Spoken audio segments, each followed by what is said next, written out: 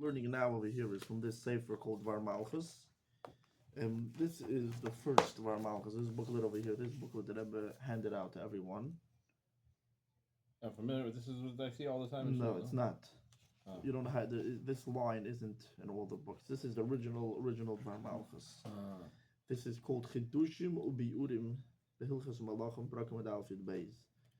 Revolutions and explanations and commentaries of the laws of kings, chapters 11 and 12. The Rebbe called It's based on the Rambam. This is the explanations of the Rebbe on the last two chapters of the Rambam that speak about Moshiach and Geula. And the Rebbe actually said this is a Maimer Chassidus. These Inyanim is a Maimer Chassidus. This is a deep Inyanim in Chassidus. And the Rebbe handed this out to everyone. You can see over here actually a picture of the Rebbe holding the booklet after he gave it out. The Rebbe gave this to my mother with the Rebbe's dollars. And the Rebbe said then before he gave it out, Haderech HaYeshara, the straightest path. Lazar is as Bias Mashiach Tzidkeinu B'Mamish, to speed up the coming of Mashiach. This is through that every single person, men, women, and children, should add in learning Torah in general, especially to learn the topics about redemption and Mashiach. And starting off from Torah Shabbat Peh, the parts of Maseches Sanhedrin, Talmud Bavli and Sanhedrin, and in other parts it has. So this is B'Yurim the Rambam. This book I put together with Hashem's help. I spent a couple of years. I chose the same name because this is everything that the Rebbe spoke. I don't understand. You put it together? Yeah. This is all of the Rebbe's talks. Your name's on here? It is inside. Really? The inside. That's pretty cool. Yeah, over here it says my name. Or is it Menachem Mendel Zagri? Better be Menachem Mendel Zagri. So this is all the Rebbe's teachings on the last two chapters of the Rambam. Everything the Rebbe spoke. The Rebbe has a couple of hundred books. So this is taken from everything and put into one book. So this is what I'm doing every day, usually at this time. And we're learning Chassidus now. So now what we learned until now, in this, we're up to page Kufya Tes, I'm going to say it by heart, and now it's easier for you. Actually, I'm just going to say it in English. You can speak it only in Hebrew to me. No, English. It's English class. It says in Parshas Bilam that Moshiach is going to do v'karkar kol b'nei sheis. He's going to do something to all of b'nei sheis. What does v'karkar mean? So the Onkelos, Targum Onkelos, and the Rambam explain it means that he's going to rule over the whole world. He's going to rule over all of b'nei sheis. But other commentaries say Name what? B'nei sheis, the children of sheis. But other commentaries say doesn't mean that he's going to rule. He's going to destroy. He's going to kill. He's going to be hores. He's going to delete all of B'nai Sheis. So right away the question arises: what does it mean? He's going to delete the whole world. Why is he going to delete? From this seems that there won't be any going when Mashiach comes. Also, there's a Gemara that says, Maseches Sanhedrin. It says 2/3 of the world is going to be deleted. Is these 2/3 of the world are going to be deleted? Goyim or also Yidden are included in the 2/3 that are going to be deleted. But for sure, according to all the opinions, that 2/3 of Goyim are going to be deleted. The question is, how could you say that 2/3 of the Goyim are going to be deleted? And so too in the Nevuah of Bilam, that he says he's going to get rid of all of B'nai Sheis, he's going to get rid of all of the Goyim, he's going to erase them, according to the way the commentaries learn that he's going to delete them. There's many prophecies that speak about the Geula that clearly say that there will be Goyim when Mashiach is going to come. There's many prophecies. It's going to be the end of days. But not a way of Kalagim. All the Goyim will be streaming to Mashiach. All the Goyim will be learning. There won't be no wars between all the nations. They're going to stop fighting. There's many prophecies, many Gemaras, many things that say there clearly will be Goyim when Mashiach is going to come. So the Rebbe says maybe we could say, what does it mean there won't be Goyim when Mashiach comes? That the Goyim won't be able to have kids anymore. The Goyim will be taken away from them the ability to produce more. So why won't they be Goyim? Now, because Hashem's not nice. Because this itself, that someone has the ability to give birth, is only a present from Hashem. A person on its own is meant to be limited. A person is not made to produce. Hashem gave a special power, a present, to give him the ability to produce more. But if Hashem takes away a present, that doesn't mean you're not nice. Doesn't mean you're not nice. The question is, God is merciful. Hashem is merciful in all his creations. So how could he delete goyim when Mashiach comes?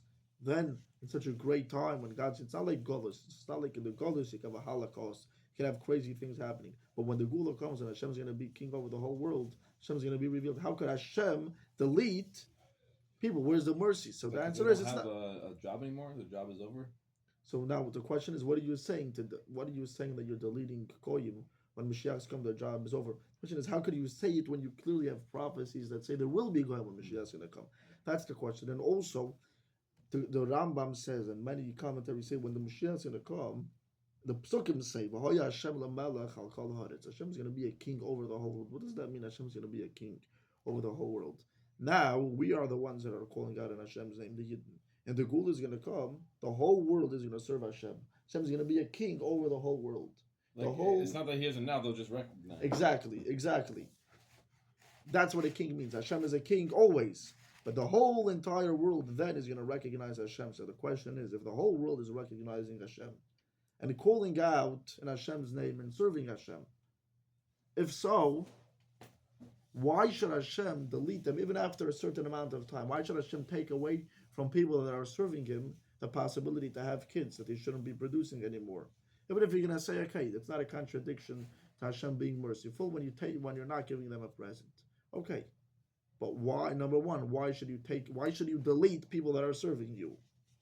Number one. Number two, we clearly see that it says that they will continue to exist. So the question is, we why? even have that today. What?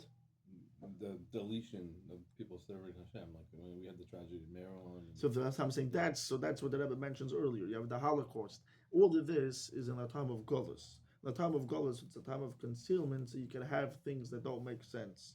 So here the Rebbe is asking in the Geula, when everything is going to be good, there won't be bad in the world, and all the non-Jews are going to be serving Hashem. So why delete people that are serving Hashem? So the Rebbe explains that according to all the opinions, in reality there will be goyim when Mashiach comes. There will be goyim. Even the one that says there won't be goyim, he's not saying there won't be goyim literally. What's the meaning? Will they be goyim or not? What's his machloikas in opinions? Will they be goyim or they won't be goyim? There's an idea of a slave. It says a slave has no existence. Kol ma shekona eved kona rabba. If a slave finds something, it doesn't belong to him. It belongs to his master. He has no separate entity. The machloikes over here is, will they be goyim or not when Mashiach comes? Doesn't mean will they exist or not. Will they have a separate entity or not? The opinion that says there won't be goyim when Mashiach comes, it doesn't mean there won't be goyim. It means that they will not have their own separate entity. Their whole existence will just be nullified to the Jewish people. According to the opinion that says there will be goyim, it means that they will have a separate entity. They will continue to exist as their own. Now, obviously, this that they're going to exist as their own is going to be in a form and in a way of serving Hashem. The question is, what's the purpose of goyim? Is the whole purpose of goyim this, that they're Jewish people slaves? That like they have an hour and give us Mashiach. Even in Yom Mashiach, is there a reason why the Eibishter made them on their own, or they're only here for something else? That's what the Rebbe is saying. According to the opinion that there won't be goyim, so what are they saying? What's the goal? The main goal is for the Yidden. The Eibishter should redeem the Yidden. The Yidden should have their redemption. God's going to be revealed for the Jewish people. And any revelation of God that's going to be in the redemption for non-Jews is only like a leftover portion from the Jewish people's redemption. The main thing is that we should get the redemption. And they're nullified to us. So they hold that they don't exist, which means they don't exist as a separate entity.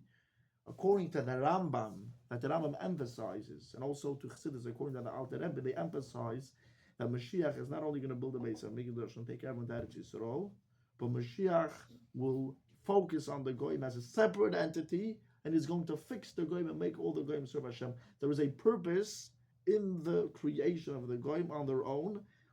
There's a specific purpose why Hashem made them, that they need to serve Hashem. Therefore, they will continue to exist as a separate entity, serving Hashem. Even their separate entity is going to be for the Jewish people, but they won't be considered like nothing. They won't be considered like they don't exist at all. They're here to serve Hashem. They're going to be serving the Yidden, but they're going to be serving Hashem, serving the Yidden, but not as nothing, but as something. And that's what the Rambam emphasizes. And this makes a difference. What does it make a difference for now? A Yid needs to know now that it's not only I need to know what's going to be in the future. Even now, I need to pave the path for Mashiach by making goyim the way they exist now, serve Hashem. I have to laws. 7 Noahide laws, exactly. Because when you teach, and Rabbi Friedman talks about that a lot. Ramanis Friedman, right? There's a reason why they were created, and we need to make them fulfill their purpose to serve Hashem, and this is a preparation for Mashiach's job to make all the nations of the world serve Hashem. Okay, so now we're up to Sif Yud, page Kuf Yutes. Sif Yud. So the Rebbe asks, that's basically where we're holding. Right, all this is the Rebbe? Yeah, all of this is the Rebbe. The last Rebbe. Yeah. What's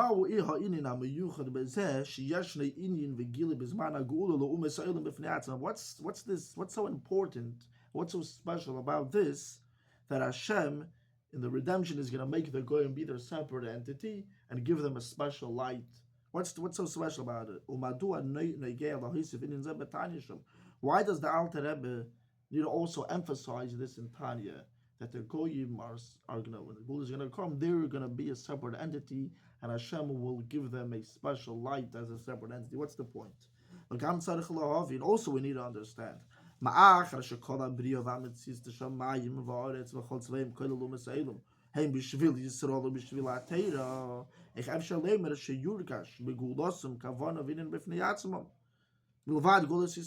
question that Rebbe asks is, because the whole creation, the whole world, the heavens, the earth, everything that exists in the heavens and the earth, including the nations of the world, everything was created for the Jewish people.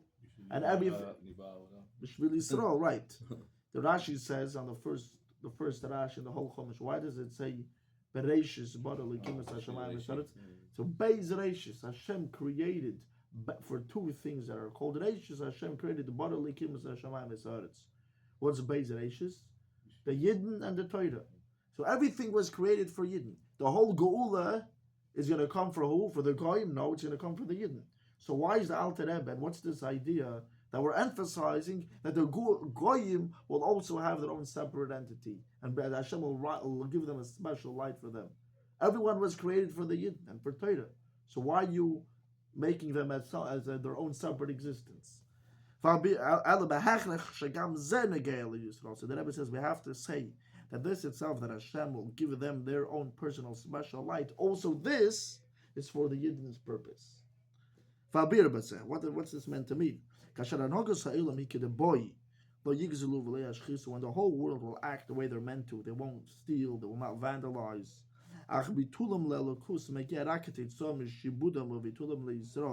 This, that they're going to be nullified and connected to Hashem, is only because the Yidden are connected to Hashem.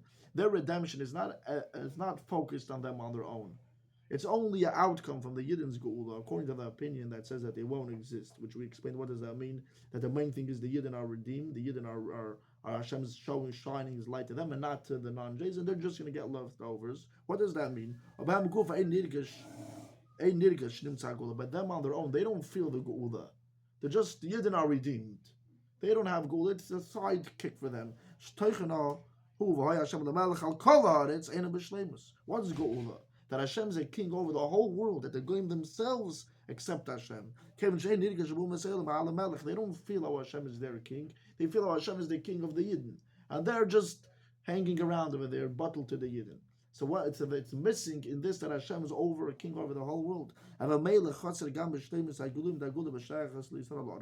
what does that mean? That if the Goyim are not here to serve Hashem on their own, it's like ask the slave, why are you serving God? I don't want to serve God. I'm serving you. And because I'm serving you, I'm also serving God. But they're not serving God because they want to serve God. That means that there's something here in the world that exists that's not serving God completely. My workers, they don't feel how Hashem is their king. They just They're not want to serve God. So what does that mean? That the world that I'm living in, is not a perfect world. This that the goyim are not serving Hashem on their own. This affects the yid. This means that I don't have a personal geula. It's better for them to serve Hashem as a separate entity. What does that mean? That I know now that the whole world is here to serve Hashem.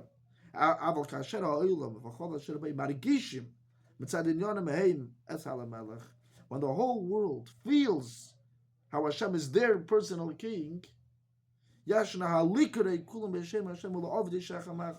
what does that cause? That makes them, they feel Hashem is their king, so they're automatically going to call out on Hashem's name in a much deeper way. They're going to serve Hashem much more. Not because, oh, he's the king of someone else, I'm just hanging around over here. No. Everyone will return to the true religion. Till what's going to be their whole occupation? Just to know Hashem. This makes the gula be a much more complete redemption. This causes and makes that Hashem's dwelling place in the lower realm more complete. That the whole world is really calling out Hashem. It's not Hashem is like some added thing. Hashem is here for someone else, and I'm just I'm serving Him. No, they feel how it's their Hashem, and they're going to serve Hashem much deeper, and that makes my geula, the Yid's geula, a more complete geula. Automatically, this makes the Yid geula a much more complete geula. I don't understand the why. If they're separate from Yisrael, why does it matter about? The question is, are they going to serve Hashem because they want to serve Hashem, or they're serving Hashem because it's They're the Yid's serving Hashem Hashem? because they want to serve Hashem. Then why does it matter to me?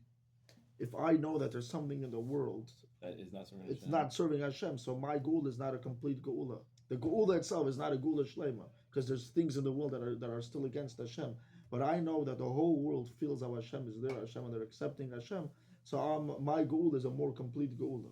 The Jews' geula is more complete when he knows that it's a geula shlema, that it's a complete geula. The whole entire world, I know Hashem l'melech al kol ha'aretz. Hashem's a king over the whole world. I'm not over here in my shul serving Hashem, and over there the guy's not really serving Hashem. The whole world is serving Hashem. Okay. Should be Maheda Be'ameinu Mamish. But this is an everyday.